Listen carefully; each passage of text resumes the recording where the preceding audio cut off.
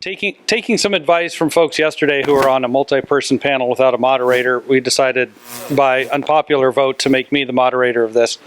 So I will I'll try to keep any one of these people from taking over the conversation. We have Jenny Choi here from the McCormick Foundation, Program Officer. It's a great mix on the board because we have a foundation, we have a for-profit operation in Noozhawk with Kim Clark here from Santa Barbara, and Brian Wheeler, a nonprofit organization from Seville Tomorrow.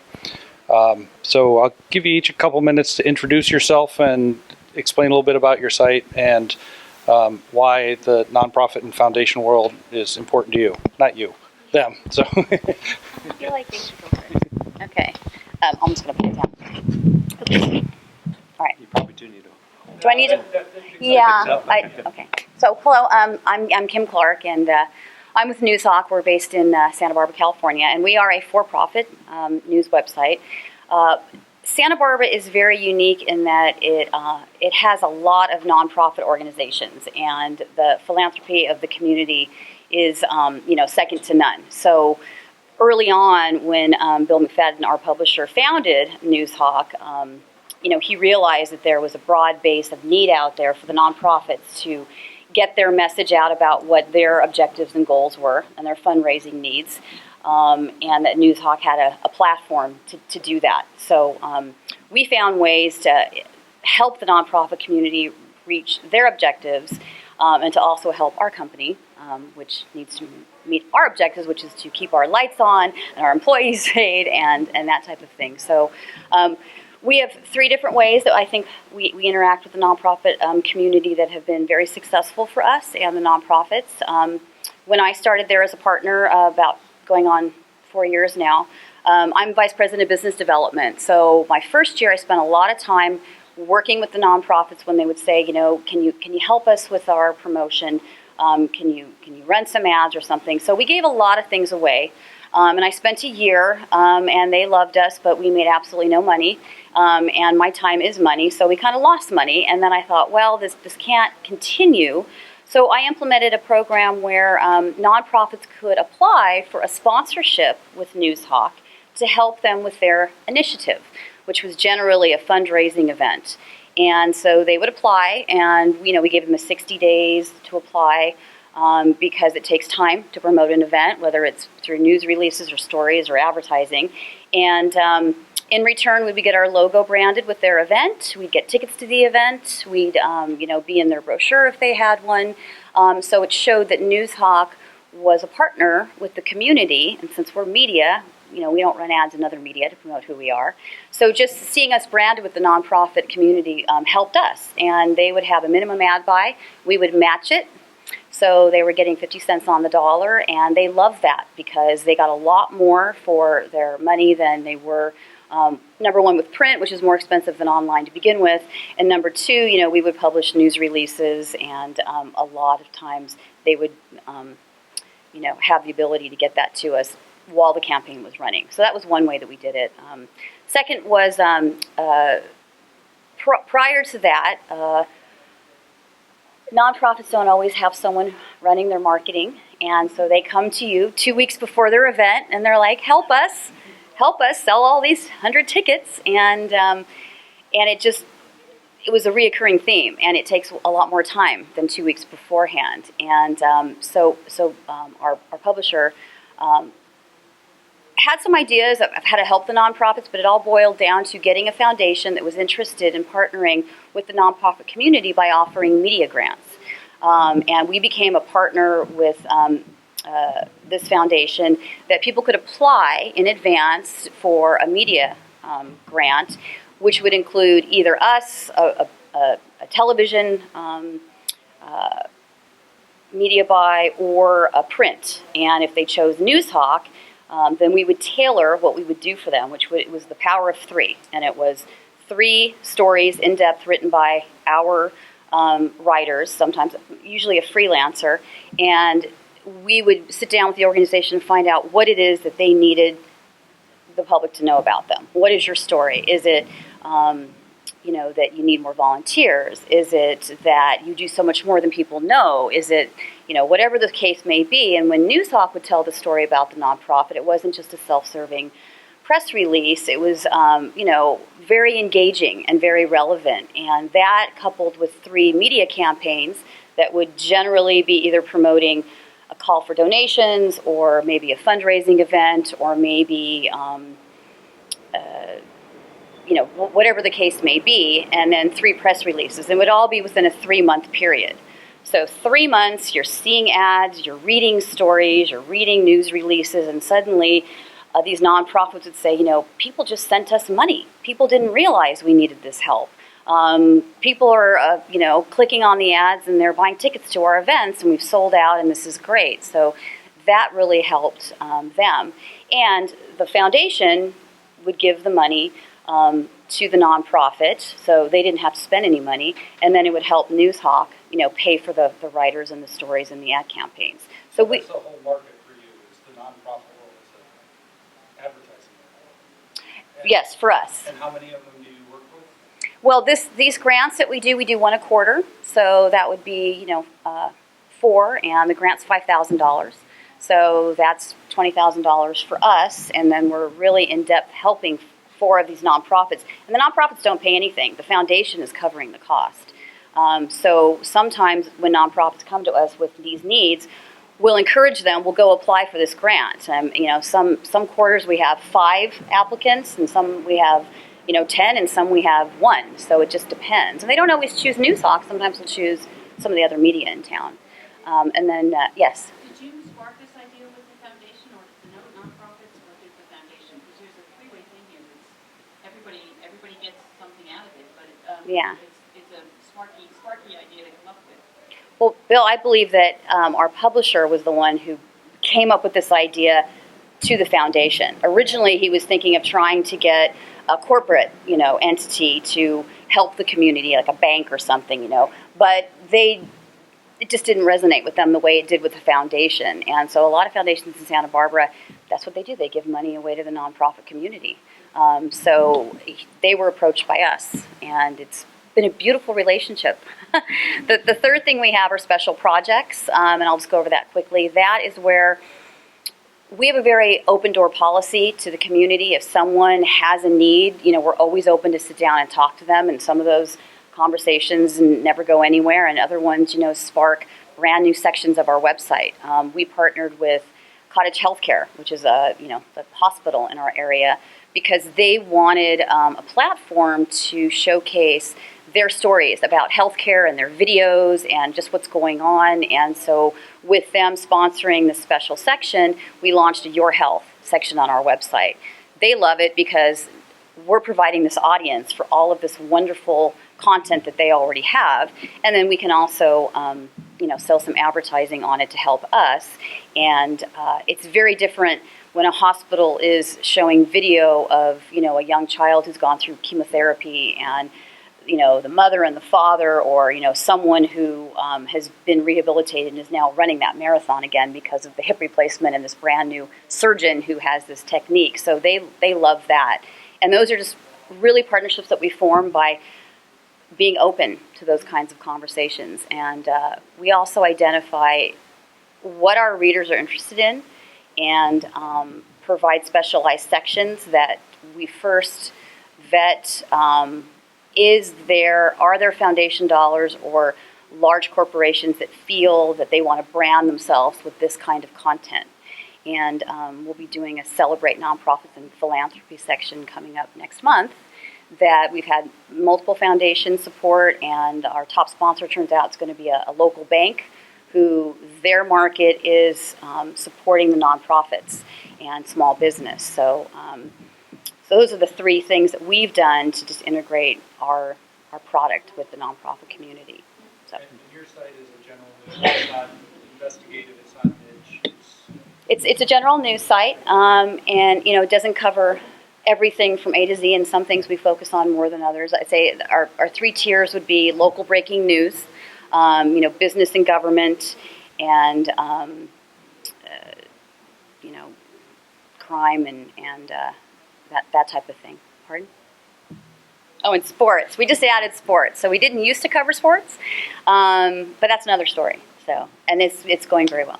So do you feel like if something bad happened at the hospital, should the investigative report on it? Absolutely, yeah. You wouldn't worry about disrupting that partnership where you... No, because their content that they contribute to us, we're not branding it as a Noozhawk story. It's showing that this is being provided by Cottage Hospital. You know, they're the author of it. We're very transparent where our news comes from, and if it's contributed content or if it's a Noozhawk story.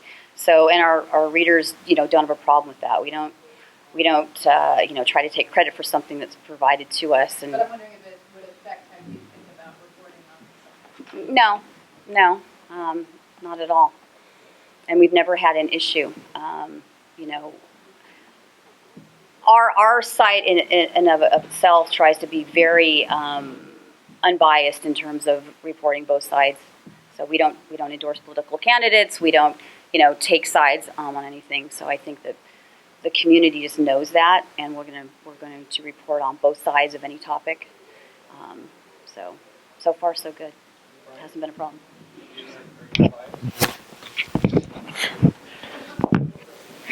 I'm just going to talk. How many people in the room would say you're running an organization and doing fundraising? Okay, good. So when I hear Eleanor Sipple talk to this group, and I've seen her for many years, I'm trying to convert the language to nonprofit fundraising. So this morning when she said, if you get diverted on some other project, your pipeline's going to suffer, revenues are going to go down, and then you got to ramp it back up. So for me, what that means is, if I get diverted on some other project, my pipeline of meetings is going to get behind, and I'm not going to have time to make relationships, find new partners, and get new major gifts into Charlottesville tomorrow. So when I was here last year, I was reading this book, The Generosity Network. Jennifer McCrae is one of the co-authors, and I got to interview her for a story when she came to Charlottesville. So as I was leaving Lion last year, I said to myself, we need to find the Eleanor Sipple of the nonprofit world who can speak our language about fundraising. Because some of the work is similar, but it's also really different. And so what I just wanted to share were a few of my practices that have come out of reading this book. She is. And unfortunately, we can't afford her at Lion. But you can read her book. She's in high demand, and maybe we'll get a grant from some foundation that would bring Jennifer McCrae to this conference and do a workshop. So what I've given you are a few things. I've given you my one-page takeaways. Oh, let me get the panel mint. Oh, they're out there. Sorry, panel, you'll have to wait. I've given you my one-page takeaways, and this was something I wrote up for our staff and board. I got this book for every board member. I said, you need to read it, and here are my takeaways about what we need to do differently. So the highlights are, for me, the light bulb went off that for 10 years, I've been thinking of this very transactionally. Part of that's my personality. I'm a database guy, I'm a geek. So I was so proud of myself that when the checks came in from donors, because we do an annual fund drive, and you have our letter in your hands. As soon as the check came in, I ran it to the bank, recorded it in the database, immediately fired off the IRS letter, scribbled a little note on it, thank you, Fred. And I felt so good that I was efficient. I was tracking everything. But you know what? I never talked to Fred again until the next year when I sent him another letter. What she talks about in the book is the relationship part of this. And she shrunk it down to a smaller universe for me that made it possible. So what Jennifer talks about is I might have 25, 50 philanthropic partners that I'm really focused on. And at my level in the organization, I need to focus on major donors. So for us, a major donor is $1,000 or more. And we might have 30 or 40 of those in a year. And what I realized was I need to be more intentional about building a relationship with that person, getting to know what they care about in our organization, writing them one of these, the thank you note The handwritten thank you note is very powerful. So instead of quickly firing off the IRS letter, I don't do that anymore. The first thing I do after I run to the bank and deposit their check, the first thing I do is send them a handwritten thank you note. So last year after this conference and reading the book, for every gift $100 and up, I wrote them a note. And then I waited a week or a few days and sent the IRS letter after that. We got a lot of positive feedback from people saying that doesn't happen. Now on their traditional letter, I also wrote a thank you note. But in our CRM system that Eleanor taught me years ago that I needed to have, in our CRM system, I'm keeping track of what I know about these people and what they care about and why they like supporting us. And CRM, customer relationship management, Salesforce. so basically it's about relationships. And I wanted to give you our current fund drive letter. Those copies you've gotten obviously came out of the dead letter office. They did not get to where they needed to go. But it'll give you an example of our traditional fund drive. That's a big part of our annual revenue, is bringing in traditional gifts the way lots of nonprofits do it. And the other thing we added this year was a little infographic that we had an intern do, and we're getting positive feedback about this. It's really simple, but it tells people how few of our readers are actually supporting our work and the impact of the work that a real small team is doing. So we're trying to say there are just 4 of us every day working at Charlottesville Tomorrow full time. We're producing award-winning content. It's making the community better, but we need you to help support community news.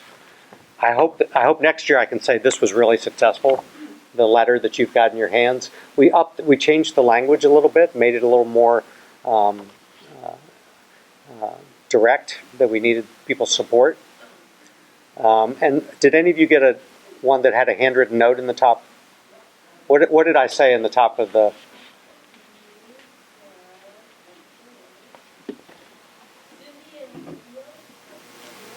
Thank you for being a long-term reader. If you join us in these gifts, it will have a powerful impact on our team and the community! Right. So I signed 4,000 letters. On probably 500 of them, I wrote a note like that, because I had some intelligence in a code at the bottom of the letter, which told me if they were a donor, how long they've been a donor, a reader, how long they've been a reader, getting our emails. And so I could reinforce in a specific communication to somebody I either really know and I've built a relationship with, or somebody that I just have some intelligence about. That's powerful too. And we have people tell us, I sent you this check. I'm sending you this gift because you wrote a note. That was really nice. Thank you. Now, I'll tell you, last year at this conference, I held up this envelope. This was one of the round of 40, and it has Buddy the News Hound. Kim's responsible for Buddy the News Hound. That's our mascot, because she has the Noozhawk. So I heard that at a Lion conference.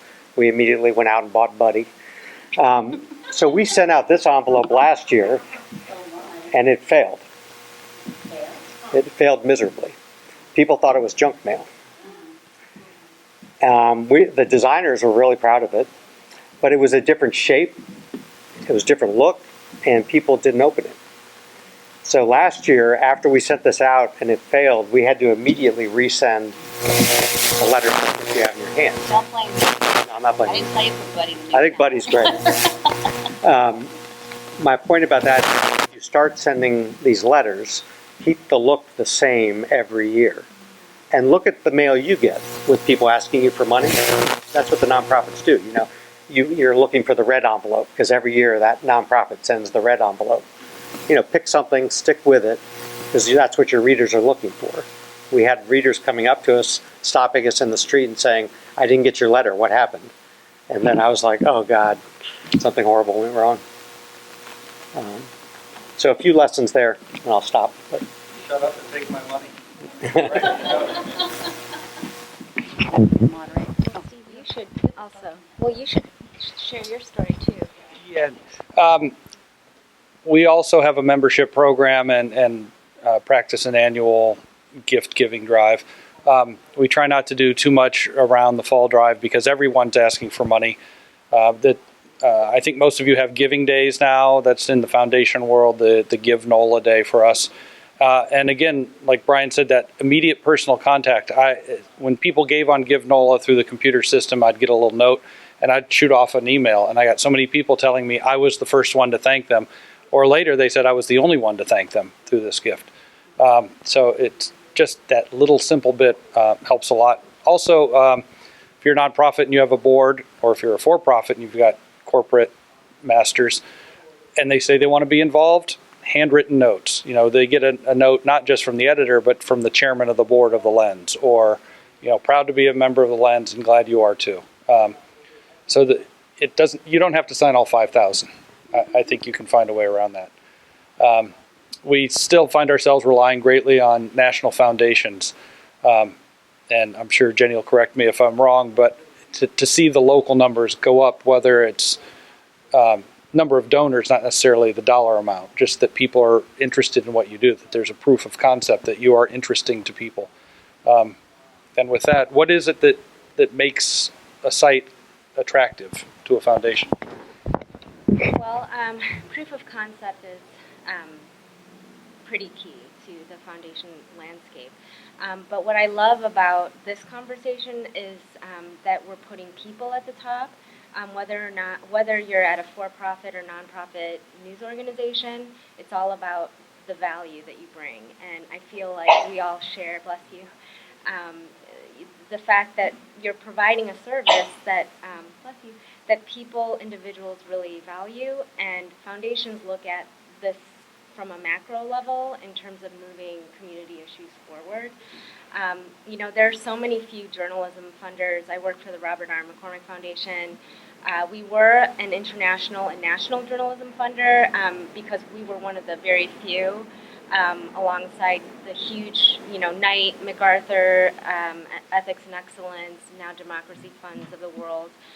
It was really hard for us to kind of figure out, how we were really going to make an impact, because our fund was a lot smaller than our national partners like Knight and MacArthur. So when we really, we went through a restructuring about 1.5 years, 2 years ago, and we looked at civic engagement, for example, and how there's national civic engagement, but then there's this local civic engagement where you could really move the needle, and where people seem to really care about what was going on and connect to what was going on in their backyards. And we especially saw this with young people. So we decided to really focus on the local within Chicago and Illinois, but really connect the local model to the national discourse. And that's what you're seeing in Chicago after Baltimore, more profoundly with Ferguson. We saw a lot of young people in youth media organizations that really cared about what was going on, not only in Ferguson, but how Ferguson connected to their own neighborhoods. That we at the McCormick Foundation thought, well, we have these really powerful local news partners that can really listen to the youth and partner with youth media organizations. And some of that conversation with community constituents happened before the release of the Laquan McDonald video. So when I was here at Lion this time last year talking about, how do you really think about sustainability, we really bet on audience engagement, and that there's a business case to developing relationships to audiences, because they will also give money or pay for your content. And I know that's still crazy to hear, but I think we're starting to see signs of it with our partners in Charlottesville and New Orleans as well, where, when you get people to care about what you're doing and get excited about what you're doing, and they feel really valued, that you're including them in this discourse and the narrative feels true, we're seeing that people will pay for it, people will donate for it, and small businesses in those neighborhoods that often get overlooked will also contribute to what you're doing, because it's valuable. I'm interested in what you said about you have news organizations you're friends with, that these youth voices were out there, and you want to encourage them to get together. But it's always delicate when the foundation says, I think you ought to do this, because Brian and I just drop everything. We're like, yes, ma'am. See, we have to stop that, right, please. So when the foundation sneezes, we all get cold. Yeah, this is like what I begged of everyone this last year, and every time I go to this panel, I beg everyone, please, I don't know how we can do this, because in the social service sector, you've got like public sector dollars that are way more, that the slice of the pie is like huge compared to in the journalism sector. But we have to stop this dynamic of jumping when a foundation calls. You know, I have to say the worst grants and the most unsuccessful grants is when a foundation tells you what to do and you say yes. I've seen disastrous results. Exactly, and even if you think you can do it, and foundations never have to be held accountable. So when the project goes sour, it's a ding on your organization forever, even though it's also the funder's fault. And we have to shift this power dynamic. And I am looking at one of my grantees, my key grantees in the room. I get yelled at a lot, and I get told that I'm crazy a lot, and I need that because I'm not on the ground working. And so it's really disastrous because there's so much at stake for a foundation to not have people say, like, hi, you're the emperor with no clothes on, because it's the journalism industry and we're really facing some serious business challenges. So I think it's really our obligation and responsibility to be honest. And I feel like I've been in a situation, even in public media, where I was also fundraising. When I left money at the table, on the table because it didn't make sense, it was the people, the individual donors and the major donors that made up 67% of our revenue, where I felt empowered to say this isn't working. And then the foundation came back later because the credibility was there, and then I had enough successful projects that received traction. That's when the dynamic was healthier, not only for us and our organization, but also for foundations that have influence funding other news organizations as well. So I think most of us in the nonprofit world know the foundation route, but what are the access points for the for-profit partners? Kim described a phenomenal partnership, three-way triangle that make that work. What else? I think the partnerships and the credibility that you establish is so important, the way that you've done as well. I think that, and I can speak to Chicago being a really sexy market right now because of a lot of the local issues that are happening here that connect nationally. And I can tell you, because of our troubles with legacy media right now, there are a lot of national news organizations that want to come to the Chicago market. And I have been fiercely loyal to say, yes, you're a sexy national news organization, but I am loyal to the local news infrastructure. So I can't say yes to even the pitch until I know that my local partners can also vet for the partnership.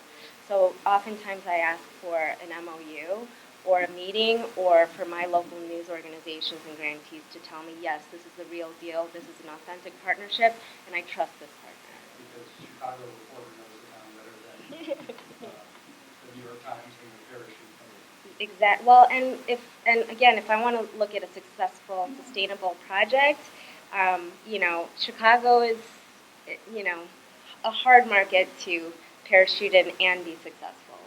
So that's just my experience. Definitely want this to be a session where you're all free to ask questions, please. Just out of curiosity, you guys do more than one touch per year. It sounds like you're sending out donation letters. Do you send any other letters per year that's like, hey, your money enabled us to do X, or hey, this amazing report, or we had action because of. So what I've started doing is sending clippings of our stories, and to a donor who I know is interested in that topic. So what I'll do is write a handwritten note on it and say, here are the last 3 stories we wrote on early childhood education. Want to make sure you saw them. Now we also are sending our email newsletters, but those are impersonal, even though it says Dear Brian at the top of each one. So that, again, emphasizing keeping track of these people in our CRM system. I have little timers set up on the contact activity, so I can see who I haven't talked to in my top 50 list in the past 30 days who might need a clipping about something. So it's, again, my top 50 philanthropic partners, to use the language of the Generosity Network. I'm still finding other ways to do this. I'll run into people at meetings and social events, and they'll give me a piece of feedback or a tip, and I'll write them a handwritten note. Great to see you. Thanks for suggesting we cover X, Y, and Z. We hope to do that in the future. So again, it's about making it more personal, more engaging with these supporters. Ryan, do you do events also, or any kind of smaller events? We do some small events. Our office is a public space in downtown Charlottesville. We get a lot of walk-through traffic. We don't have any doors on our office, so people are always stopping in and talking to us. We also have an art gallery in our office. So there's every month, we call it First Fridays. Downtown Charlottesville, there's a gallery walk that people do. So now every month we have a social, and we host whatever art exhibit is up. But it gives us a chance to tell our readers, hey, come down to the newsroom, speak with us, see this great art, engage with whatever nonprofit is showcasing something. So we do events that way. If I talk to somebody, I log it in CRM. Yep. Jenny, is that the kind of thing you'd like to see in the grant report? I think so. Isn't it so ironic for foundations, the more you're doing for yourself in terms of a diversified revenue stream, especially around earned income, you're more likely to get support because foundations know that they don't have that much money in the entire ecosystem, right? So if you're doing more for yourself from a sustainability standpoint, then it's easier for folks to invest in you as a sure thing. I said it pretty crassly there, but... Frankly. So, I had a question, then I just wanted to make a comment. So, in all sincerity, so there are a couple with the because, we are very happy. And so, I want to make sure that this sounds awesome because it is, because there's really more than just relationship with the foundation. It's also, and we talked about this before, it's the power to kind of convene, to connect you with other resources that you need, and to help you kind of think strategically about things. Because I know we went through a pretty big question about whether or not we were going to bring another organization here, and we needed like brain power to think through it, and that was one of the things we got from the forum. Yeah, So, the technical assistance. A lot of foundations are very... Also just the, ability to sit there and think and talk strategically about how you can do something. So I mean, we know we need money, but it's also about having relationship and being able to think together. If you have a need, you can take it to another. Those are things you can also do. And then it's resources. So it may not be money, but maybe you should talk to this person. They really have done this, and this could help you. So I mean, it's when it's right, it offers a whole lot of things other than just money. And I feel like we've had a really good relationship where it's never been a question of what are you going to, or you want me to do this. That's not it at all. And that's, the best of all worlds. Well, and then to connect to the local kind of stratosphere, I really appreciate that, Susan. And Susan has also told me that I was nuts a few times, but the thing about Susan is that, it's so important to invest in leaders who are kicking ass at, like, for example, the Chicago Reporter. So when she's kicking ass, then I can really start saying, hey, Chicago's an interesting market and attract dollars from our national partners who didn't really care about Chicago, but because we have our local partners doing awesome work. It's one of those things where you build movements. When you build excitement in a market, I mean, in the music industry, it happened in Omaha, of all places, because you had a couple of leaders who wanted to mobilize a music movement there. And I think you're doing it in New Orleans. I mean, there's some interesting markets where people, again, the local really resonates in a very personal and sustainable way, and the more success stories and the ways in which you can help yourself, you start bringing national resources and dollars and attention. So when you talk about bringing in national partners, you mean other foundations, other sources of money, and and I know there's probably not a secret cabal where you all get together and decide, where you're going, but I mean, there is a network of program Kind of, officers to be honest. Yeah. who know each other. I Yeah. mean, there's media impact funders and other organizations. So, burn one program officer at your peril. Well, So- in this business, because it's we're so few. So, but in terms of local, I just really hope maybe, and I'm putting it out there, Dylan, that maybe next year we'd need to get the community foundations here because I'm kind of tired of we're a journalism funder because of the legacy, that's really important, but we really need more community foundations to take up the mantle because they should, I think every single community foundation should fund every single local news organization, I swear. I don't know why that's lost, so let's do a panel on that next year.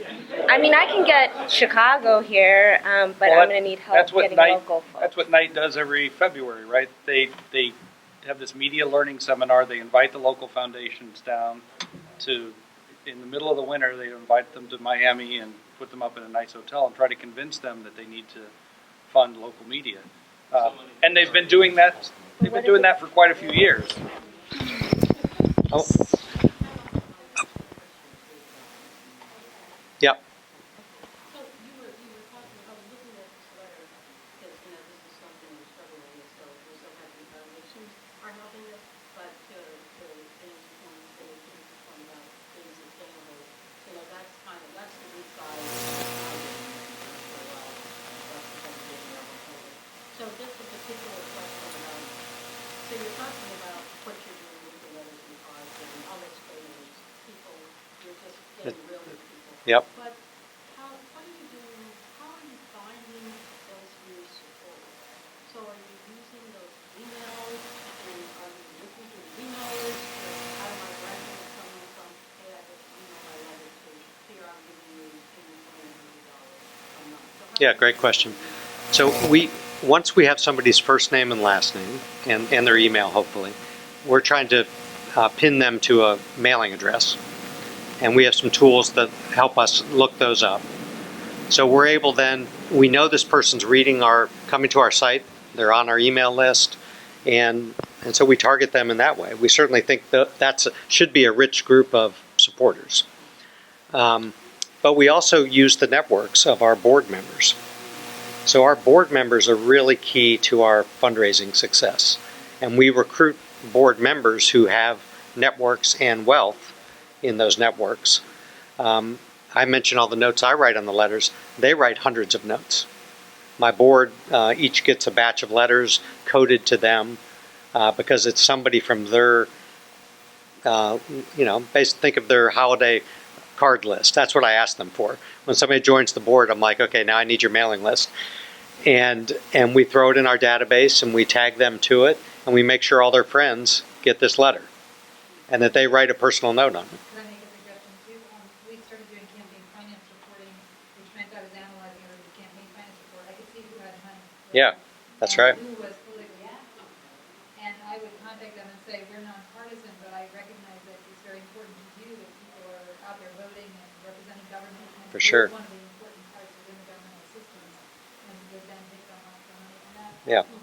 worked pretty well because those were people, you could see how much they donated, and you could see that they care about democracy, they care about local government, they care about what's going on with the We haven't mined that data as much. I find that most of the people that are the big political donors are already supporting us. But Texas Tribune makes the point that that's where they find a lot of their major donors in Texas. So this may be the thing, because we tried to do donors too, but I think it didn't really go anywhere. I think the problem was we didn't really talk to them. No, we got a call. Yeah, okay, we called them, okay, yeah. And the letter was just the same letter we would have sent to us.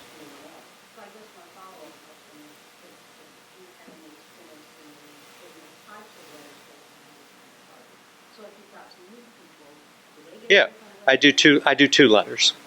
So the batch is 2 letters, a previous donor and a future donor. So it's a philanthropic partner. So but that's I have to keep it simple. Now the other thing I'll point out is that whenever I'm out speaking in the community, Rotary clubs, you name it, what I do is I pass the clipboard. And I say, you know what, I'm here giving my time, and all I ask is that, you sign up for our email list. I'm getting everyone's first and last name. We're building up our list that way. So all the groups that I speak to, again, they've heard our message. They've seen how we fit into the media landscape in our community. And those are people that I have heard the explanation, understand the power of our model. And I think that's a rich group for us to then ask for support. I've been doing some research on To fill in the address information. Actually, I'm not going to say it, but I'll tell you afterwards.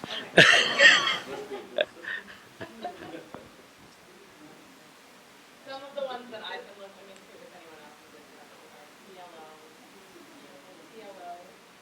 We looked at unprotected smart things and really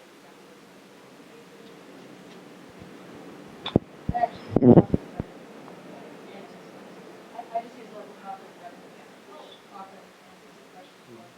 So especially if they've donated in campaigns and stuff, we have it in the address.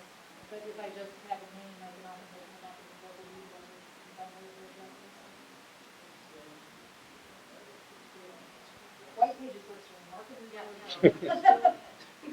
saw another hand. Yeah. In the previous session next door, they were talking about it was geared for for-profits. They're talking about if you're a startup and you're trying to establish a sales force, quite often you pay people by commission. Now, obviously, you're not going to pay a development director by commission. So, what's the pathway for a startup to be able to afford a development director before we have revenue? Suggestions, ideas? You are the development director. But that may be your second hire, should be a development director, because unless you have some money coming in, you're just going to spin your wheels. And I wish I would have known that when we were 4 staff members deep, and we looked around and said, what we ought to do is hire somebody to help us raise money. And as we learned from that session next door, I thought, oh great, I hired a development director. Thank God I don't have to do that anymore. And that immediately became clear how wrong I was within a few days. For me, I think it's the 4th hire. So I figured out at one of the first block-by-block conferences that I needed a 3rd person. So I had myself running the business side, fundraising, and doing journalism. I was a reporter for our organization. I hired a reporter. That was my 2nd hire. The 3rd hire was community engagement and marketing, underwriting. And now the 4th person that I need to bring on is a development assistant. So I wish I had known that, earlier as well. And I wish I'd learned how to fundraise earlier. And I should point, my development director also helps plan our events. She's not solely writing grants and trying to keep those relationships. Although planning events is a way to keep those relationships up, to make sure your regular donors are invited in to have the 3-year. I want to make one last pitch for this book, and I'm not getting any benefit from this. But I don't think I was good at this process of asking people to support our organization.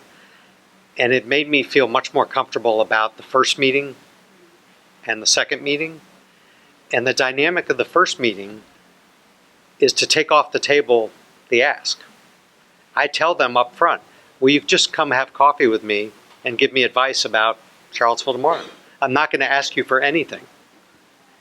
We've had major donors come in the room, and they know the question's coming, right? They don't like that dynamic either. Same with a program officer from a foundation. It's uncomfortable. And she talks about in the book how to take that off the table. And I've seen it happen where we said to the person at the start of the coffee, thank you for coming. Thanks for all your past support. Today we're not asking you for anything except your advice. And they just open up. And guess what? You learn all about what they think is important in the community, and how you can help. It's powerful. I love that. I love that. I think that, well, to forge that, I think that in everything, I wanted to respond to two things. First, the hires. I also find value in community engagement and audience engagement, and really using that with the business case and the revenue question. So fundraising could be very we have to get away from our silos. So if you think about engagement as a revenue source, and how do you capture that data so that you're not having all these different people thinking that they're doing different things, when at the end of the day you're really trying to ramp up your value and monetize that value, make sure that all of those dots are connecting. And then secondly, with the relationship, I also strongly encourage you to find your true champions, even if it's at a foundation, if it's whatever level or title that they have. It's like, and I use this music example because I'm a retired musician, but, when you're a baby band, you don't necessarily want the famous agent that really doesn't believe in what you do. Sometimes if you're looking for a development director or fundraiser, if it's someone who really believes and gets what you do and will take the extra mile to make sure that you're successful, even if it's a lowly level program officer at a small foundation, you never know if that person is your true champion. That engagement and that loyalty will take you much farther than a lukewarm person who just doesn't get it. Sometimes I think it's not worth it if they don't get it. All right, well, Dylan's given us the look, but Dave. I just had one question, because I think there's probably a lot of groups here that they can't hire development officers, right? And so I'm wondering if there's interest out there, do you think there's interest, here, in some kind of entity that would provide assistance to startups that can't afford a development officer, to provide this training, the knowledge that you've gained through experience and others, kind of almost, I don't know what you call it, but a way to work with smaller groups to help them get rolling on the development. This is a chicken and egg thing, right? And one, is there anything out there like that now? And two, would there be interest in something like that? So, has anyone first ever heard of anything like that? Yes or no? No. Well, INN has. I was just going to say for nonprofit. But based on this, you don't have to pay him, but perhaps this entity gets a cut, a commission per se, on 6%, 10%, whatever. I think that's unethical in the fundraising world to take a cut of what you bring in.